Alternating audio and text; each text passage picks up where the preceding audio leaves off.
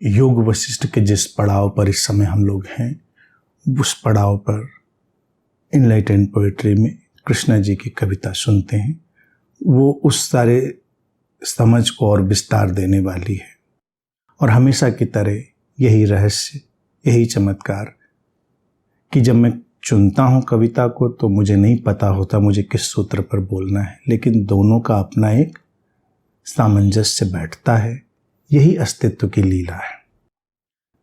ये कविता पाप के ऊपर है। जीवन में पाप, जो हम पाप समझते हैं, पाप की जो भी अवधारणा है, उस पाप का जो महत्व है उसको रेखांकित करती है। तो उसे सुने। इस जगत में न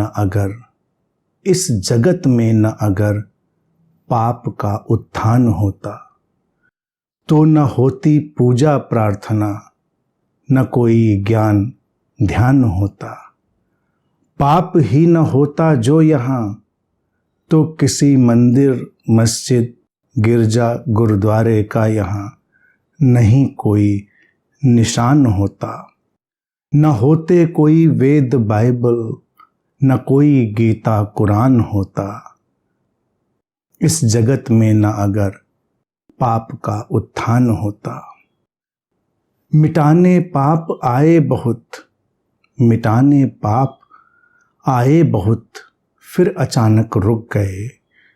जानकर उसे बंधु अपना, उसके आगे झुक गए। ऊपर से सारे धर्म पाप को हटाते रहे, किंतु भीतर ही भीतर जतन से उसे बचाते रहे। न पाप जो जवान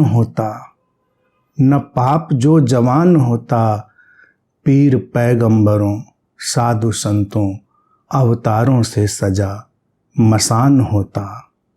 हर आश्रम तीरथ काबा काशी सब पड़ा वीरान होता।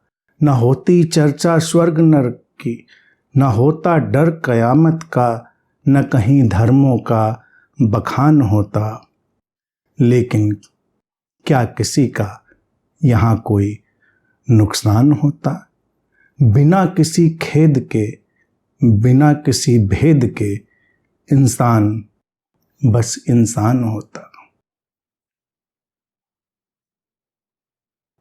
इस जगत में न अगर पाप का उत्थान होता। पाप अर्थात जीवन में जो कुछ भी गलत, रॉन्ग व्यक्ति समझता है, वो सब उसी को मिटाने में लगे। धर्म उसी लिए है, पीर पैगंबर भी उसी लिए हैं।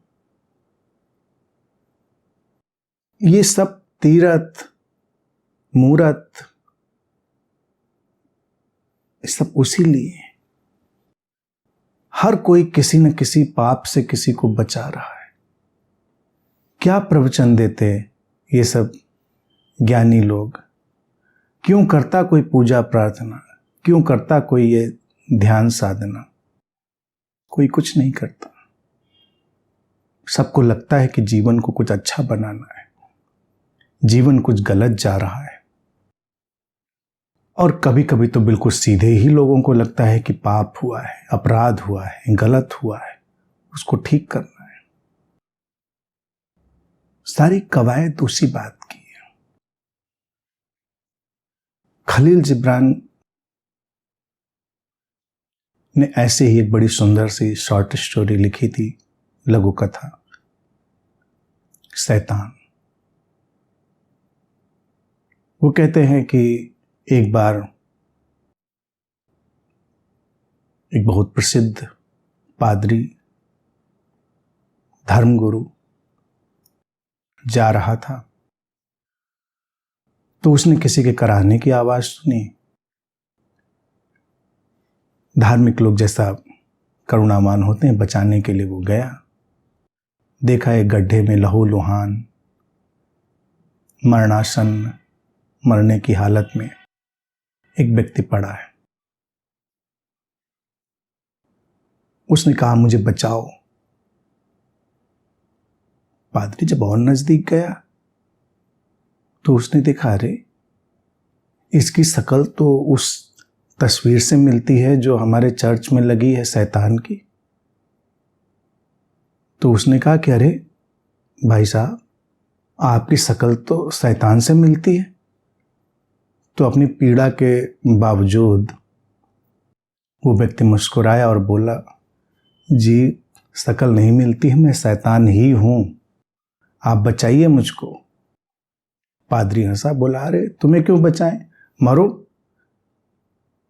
तुम्हें ही मिटाने के लिए तो हम रोज प्रार्थना करते हैं, रोज अगरबत्ती मोमबत्ती जलाते हैं।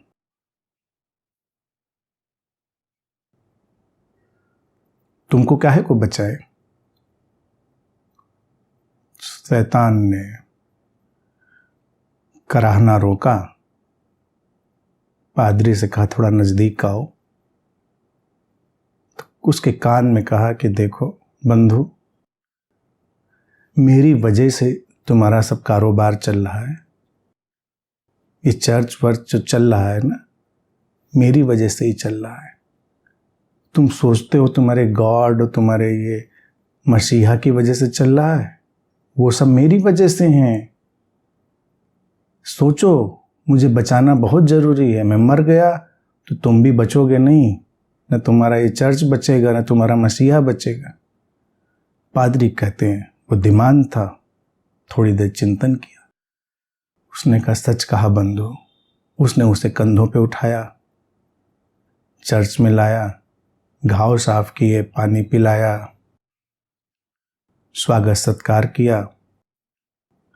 खलील जिब्रान लिखते हैं कि तब से जो शैतान है वो पादरी के कंधों पर बैठकर ही चलता है, यानी कि जो भी धर्म गुरु है, नैतिक शिक्षक है, अच्छी बातें करने वाला, उसे कंधों पर बैठकर ही चलता है। दोनों का संग साथ है, एक साथ जीते।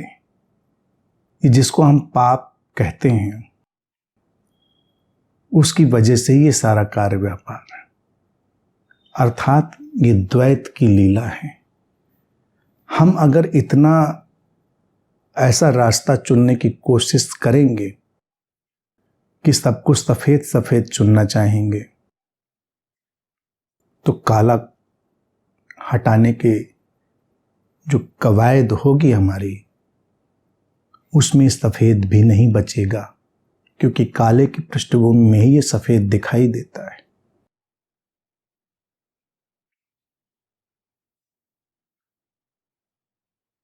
इसलिए पाप और पुण्य महज अवधारणाएं हैं, कॉन्सेप्ट्स हैं। उनमें किसी भी सीकर को साधक को उलझना नहीं है, उसको अपने सहज विवेक से चलना है। क्या मिटाना क्या नहीं मिटाना, ये उसका उद्देश्य नहीं है। वो डू गुडर नहीं है, वो नैतिक शिक्षक नहीं है कि अभियान चलाकर निकला है कि ये समाज में होने देना, ये नहीं होने देना है। सारे अभियान के बावजूद भी तो वही होता है। ये हत्याएं, ये हिंसाएं कहां से आ जाती हैं? हम एक आध चिड़िया चींटी बचाने में लगे रहते हैं, अचानक कोई आता है, युद्ध छेड़ देता है, एक तबाही ले आता है। हमारी सारी नैतिक शिक्षाओं, धार्मिक शिक्षाओं के बावजूद भी संसार वैसा ही है जैसा हमें दिखाई देता है। तो अपना सिर इसमें नहीं फोड़ना है। पाप पुण्य की कवायद में, सही गलत की कवायद में अपनी अंतः प्रज्ञा से चलो। ये अंतः प्रज्ञा जिधर ले जाए, यहां पर काला भी रहेगा, सफेद भी रहेगा, हिंसा भी रहेगी, अहिंसा भी रहेगी। कई आध्यात्मिक लोग इसमें पीछे पड़े रहते हैं कि उनको बस इसी में सारी आध्यात्मिकता नजर आती है, वेजिटेरियन, नॉन वेजिटेरियन, वीगन, और धीरे धीरे लोग कैनिबल होते चले जाते हैं, नरभक्षी होते चले जाते हैं। इंसान के वजूद को मिटाने में ही संलग्न हो जाते हैं, मनुष्यता के अस्तित्व को ही मिटाने में लग जाते हैं। हमको इन सब बातों पर सावधान रहना है, सतही बातों में नहीं उलझना है। सारे रंग रहेंगे, अपना रंग चुनो, या तुम्हारे माध्यम से जो रंग घट रहा है उसे श्रेष्ठता और परिपूर्णता से घटने दो। वो परिपूर्णता ही मुक्त करेगी। तुम्हारे भीतर से अगर हिंसा घटी है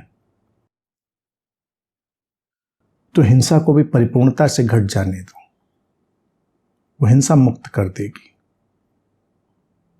तो यही है पाप का सारा कार्य व्यापार, द्वैत की लीला।